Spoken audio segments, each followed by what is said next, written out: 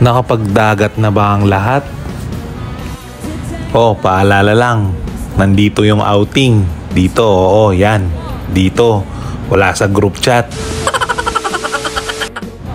Yun, magandang araw mga kalakbay. Sa araw na ito is pupunta tayo ulit ng Zambales. Pupuntahan natin itong isang magandang resort dito sa may Kabanggan ng Isla Cabin. Tara, tignan natin. Samahan nyo kami. Mula Pampanga ay bumiyahe na nga kami papuntang Kabanggan, Zambales mga kalakbay. At sa araw nga na ito mga kalakbay, ito yung magiging sasakyan natin. Hindi muna tayo magmomotor ngayon mga kalakbay. At dahil nga bigla na namang sumulpot yung kapatid ko galing abroad mga kalakbay, siya yung nag-set ng outing na ito. Siguro nga talagang ganun kahirap sa abroad mga kalakbay, kaya pagka umuwi ka talagang susulitin mo at bubusigin mo yung sarili mo sa kasiyahan. Bukod sa pagod at hirap mga kalakbay, dagdag mo pa dyan yung kalungkutan na mawalay ka sa inyong mga pamilya. Kaya naman saludo sa lahat ng mga OFW, isa kayong buhay na bayani. Kasama nga yung buong grupo is bumiyahe na nga kami papuntang Zambales mga kalakbay. So guys, nandito na kami sa may Olongapo. So yun, shoutout kay Kuya, oh. Napakasarap na taho. Baka may isa shoutout ka, boss. At dahil nga bumiyahe kami after Holy Week mga kalakbay, ito tignan nyo naman yung traffic. Yan yung mga pauwi ng Maynila mga kalakbay. Samantalang kami papunta pa lang nito. So mga idol, nandito na tayo sa Kabanggan Public Market. Mamimili lang tayo ng mga kulang sa mga dala natin, para mamaya pagpasok natin hindi na kulang yung magiging supply natin. Hindi na tayo palabas-labas. Yan o, Jai Malay. Shout out! Hey naman no. At dito nga pala mga kalakbay, bago ka makarating nung Kabanggan Public Market is kakaliwa ka. So pumunta muna kami ng public market, kaya kung nakita nyo kumanan kami dyan kasi bumalik kaming konti mga kalakbay. At yun, nandito na nga tayo sa Isla Cabin mga kalakbay. So itong resort na to is siguro mga 2 minutes walk papunta dun sa dagat. Pero yan no, tignan mo naman yung pagkakadesign ng resort. Talagang napaka-presko niya mga kalakbay. Dito sa dining nila mga kalakbay, yan may rep, kumpleto na rin yung gamit mga kalakbay. Tapos ito yung parang dining table na kasyang-kasya kayo kahit malaking grupo mga kalakbay.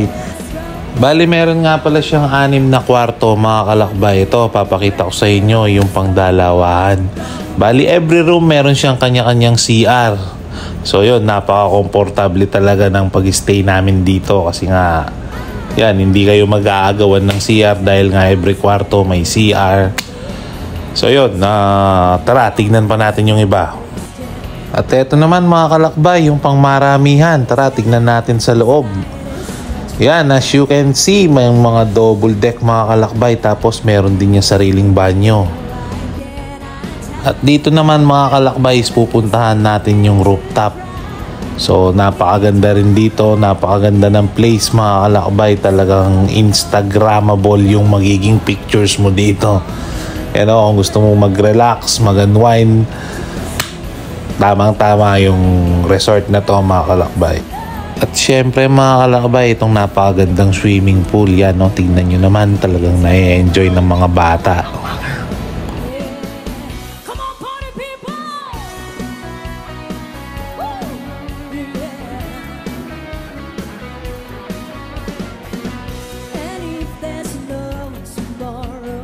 Ayan mga kalakbay. So dito from resort, maglalakad lang tayo papunta dun sa dagat. Malapit lang, siguro 2 minutes walk. Tara, let's go.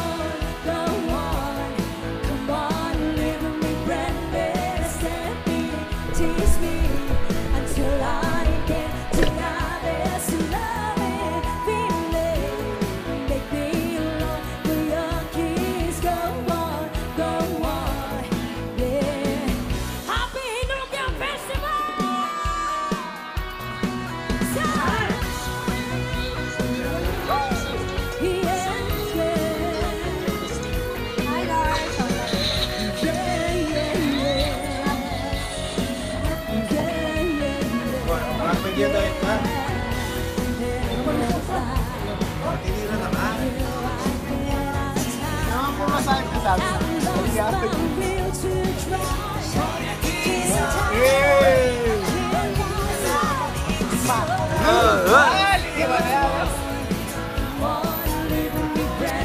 muli po, ako po si Lakbay Kiko TV.